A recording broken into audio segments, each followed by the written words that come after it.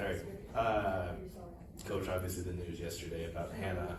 Do you have any sort of timeline on Hillary, or do you have any more information since the last time we talked about her? No, Hillary is still, I don't know how they term it, probably week to week, day to day.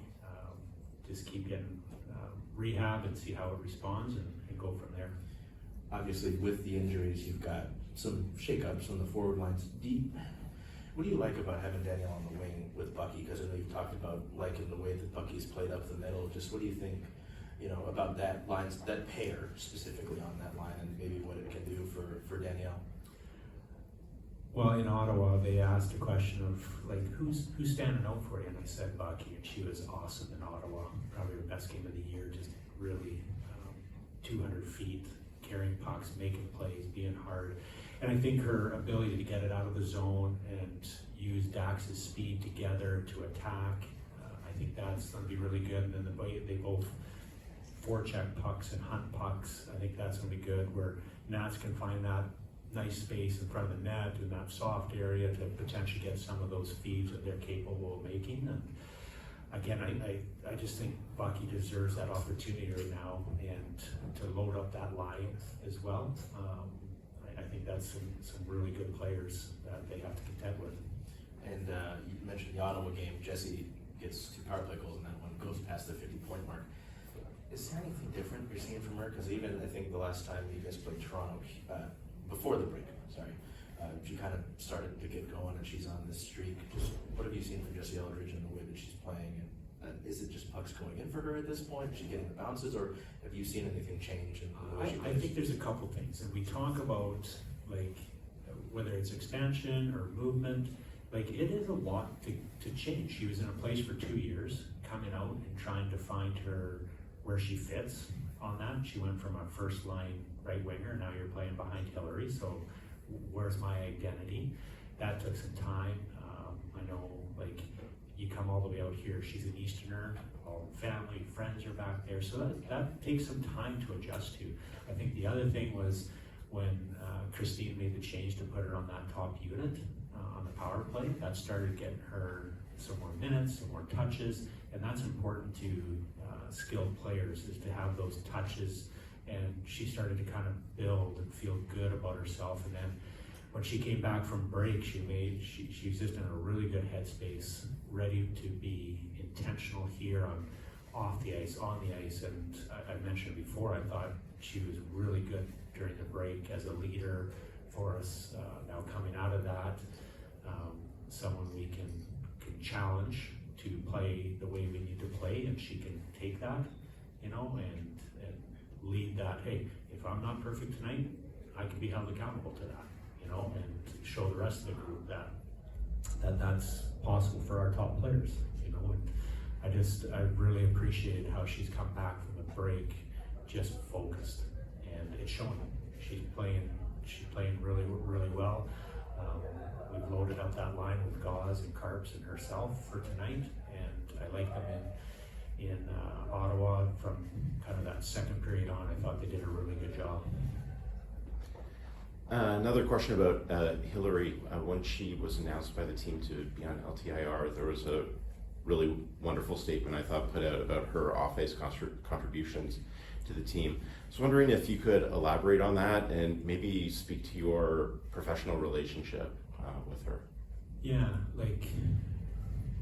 I think it sums it all up on how she answered the question coming back. Just how thoughtful, intelligent she is, and people can see that. She has such life experience through all these hockey moments that people can look at her. She's calm, nothing really rattles her a whole lot. She shows up every day with still at this point still wanting to get better. She gets on the ice, she works hard, she's coachable. You can come across players of her pedigree that they're challenging, they'll tell you how to do it, whereas she's still very coachable. And I think being at her age, I know we have a decent gap, but just good conversations, good life experiences, and today just having a chat with her just to see where she's at with all what's gone on here in the last essentially month, you know, the lead up to the Olympics, winning a gold, getting engaged, all the media that comes at her and how she handles it. I just, some days at a loss of words, just how she can manage that and what she says yes to, what she says no to, and then still be a teammate every day. It's pretty impressive, just to be around it. It really is. And then to follow up, Megan Turner, your boss, I guess. Yeah. What's your relationship with her like? How often do you get to talk with her? What sort of things do you talk about? And so on? Well, she made like the break. She made the intention to be out east and really do some scouting for us and just get another set of eyes. We have a scout that's out there doing that, but Megan getting that background. So she put some time in watching the NCAA, obviously Olympics at a good extent. So that, and then yeah, we chat. Like, she's been amazing right from the get-go. Like someone who's really approachable, and I think we think and see the game the same way, and it's always good.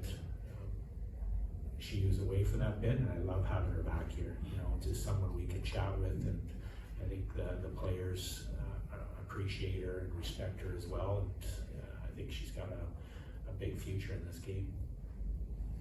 So while LTIRs creates obstacles, but obviously it presents some opportunities too for others that are on the team. So I know you talked a bit about line changes. So I would say, are there any significant line changes that fans should be looking out for? And then two, are there any players that you feel like will maybe be able to break out because they're getting more opportunity to have time? Yeah, and that's the expectation, right? For someone like Michaela to put the puck in the net, set up some plays, have it finish more for her. Someone like Lily, she elevated up to the third line center to show what she has and just go out there. And I love the way she buzzes around and her competitive spirit to her. So those opportunities come out. Jada getting signed, you know, we'll see where she ever gets into the lineup. We don't know. And we've got 3 games here in a short span, and you hope to be healthy, but Jada's been outstanding, just her approach every day. I've liked all 3 of our reserves. They've gotten better, they've been intentional every day, and it's easy to have bad days when you know you're just a reserve, right? But they don't come there with bad days. They come there looking to improve. Carl Linden's done a really good job with them. And then our coaches within their field tactically, with Christine with the forwards, Clayton with the D, just how they all work together. And then Emma in our gym, making sure that they're ready when that opportunity comes. So it's been, again, it's tough to take 2 elite players out of your lineup, but other people have to step up and fill that void in how they're going to fill it. They're not going to fill Hillary's shoes. They're not going to fill Hannah's shoes. They just got to come and step up in their moments and play their game, shift in, shift out. And that's really the sign of a good, solid team. Coach, you've got Corinne in goal for this one. She'll have started every game this year against Boston for you. Her numbers against Boston are pretty strong. Yeah. I think everyone can say that against Boston, but Boston comes out on the right side of them all the time. Yeah. I just wondering what you've seen from her, maybe particularly against the Fleet, but just kind of as the season's gone on. I know early, I think Minnesota game, the home opener, talked about her and said there's some things you wanted to clean up, but it seems like she's kind of maybe found some footing and some confidence as the years gone on. Just whether it's against the Fleet or just in the year, what have you seen from Corinne? Well, she played in that area, college, you know, so it kind of, that helps, right?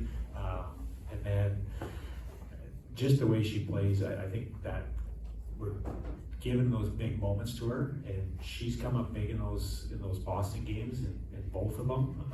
Got us points here. Back at home, she played really, really well, and I think it's just one of those matchups, how Boston plays, how she plays. I think it's just a good matchup, and she's in a good mental space, competitive space. I think these last, you know, since the end of the break, she's really dug down here and been really competitive in practice. One of the things we've worked on lots is our goalie defense exchanges, and her getting more comfortable back there with that. The last few practices has looked really good with that, so you know, Boss will put those pucks in a lot, so, and put a lot of pressure on our goalie and our defense, so her feeling more and more comfortable, that was an area that we kind of talked about getting better at, and she's put in that work, and that's one thing that she'll always do is put in the work. She's someone that comes early, stays late, and is very coachable. And I just want to ask you, I know for so long this season you've talked about this kind of final push here, and each game is important throughout the rest of the way. You could say that about the entire season, of course, but how do you manage the messaging? You know, you don't want to put all the pressure on one game, right? But also, you know, every game is essentially very key to your group down the stretch here. Just how do you pass that message along to this team, and does maybe having some veterans like a Hillary, you know, like a Jesse, like a Carpy, kind of help you relay that to the rest of the group? Yeah, the message is just keep getting closer to the best version of our individual selves and the best version of our team selves. And again, you just can't focus on the result. You have to focus on the process. And we continue to clean up our process and just try to get everyone playing on their individual best, which collectively will make us better. Cool. Thank you. Thank you. Have a good night.